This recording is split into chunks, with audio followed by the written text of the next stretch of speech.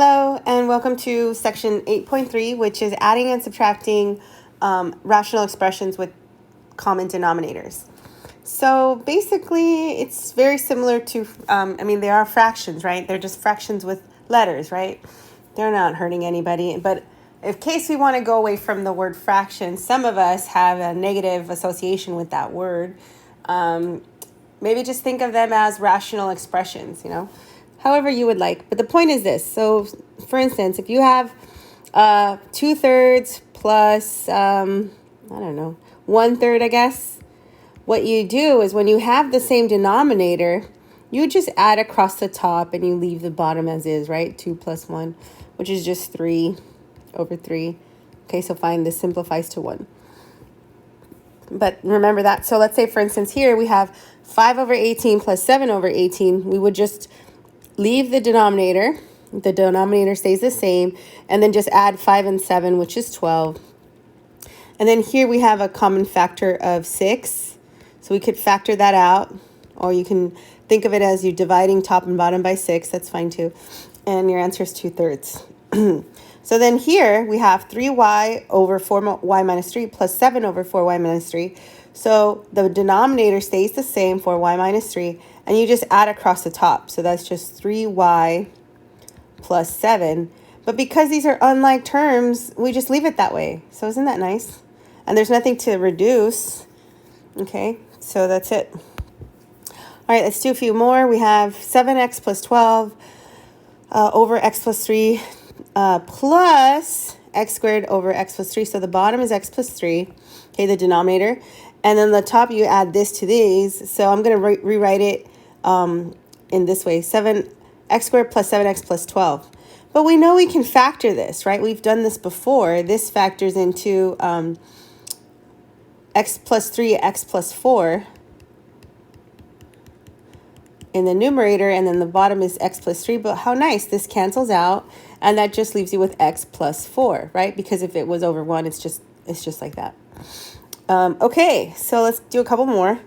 So then here we have x squared plus 8x plus 15 all over x plus 5.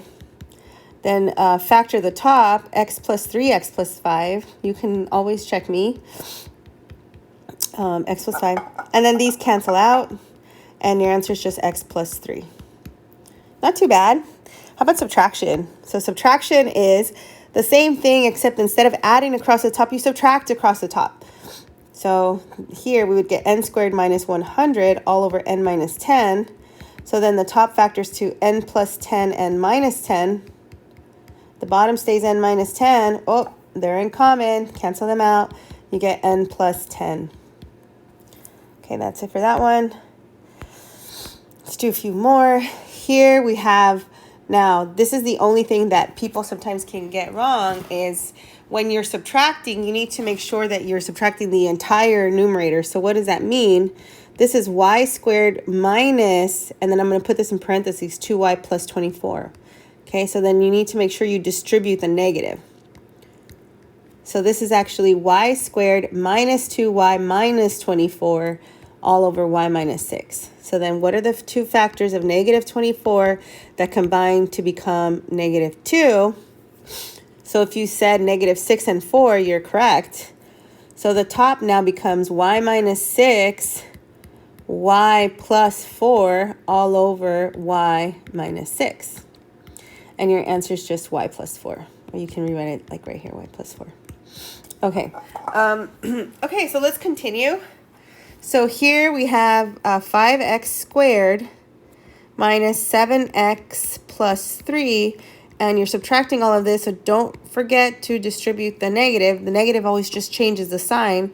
So this is minus 4x squared minus x plus 9. So notice that their signs change. Why? Because I'm subtracting it.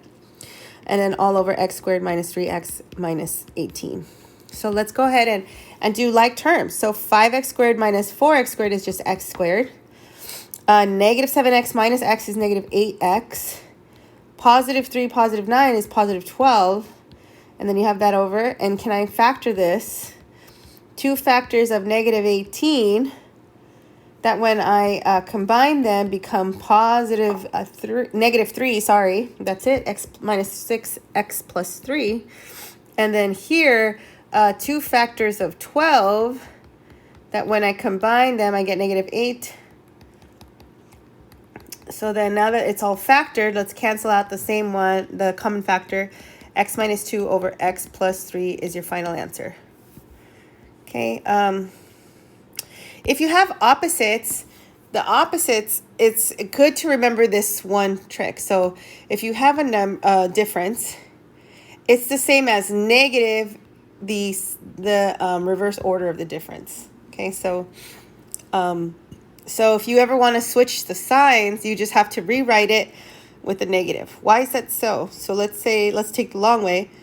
So if I have a minus b, let's suppose I want to factor out a negative. That leaves me negative a plus b. But then if I use commutative property, that becomes minus b minus a. So, yeah. So let's say here you have 4u minus 1 over 3u minus 1. So now, plus, you can change this to become a negative, over u, and then this becomes a negative 3u minus 1. But I can move this negative up here. It's the same thing, because 1 over negative 2 is the same as negative 1 over 2, which is the same as negative 1 over 2, like that. They're all the same. Just you can put the negative in the numerator, the denominator, or, So I can rewrite this as a subtraction problem. 4u minus 1 minus u all over 3u minus 1, because it's common denominator now. So 4u minus u gives me 3u minus 1 over 3u minus 1. So the answer is 1. Okay, let's do another one here. So we can just go ahead and go 8x minus 15 all over 2x minus 5. And because we changed this is going to become a negative 2x. Okay, so then that just becomes 6x minus 15 over 2x minus 5. What if I factor a 3 from the top? I get 2x minus 5 over 2x minus 5. They cancel, and my answer is just 3. All right. Okay, so I think that's it for section 8.3. Good luck. Happy studying, and I will see you on the next video.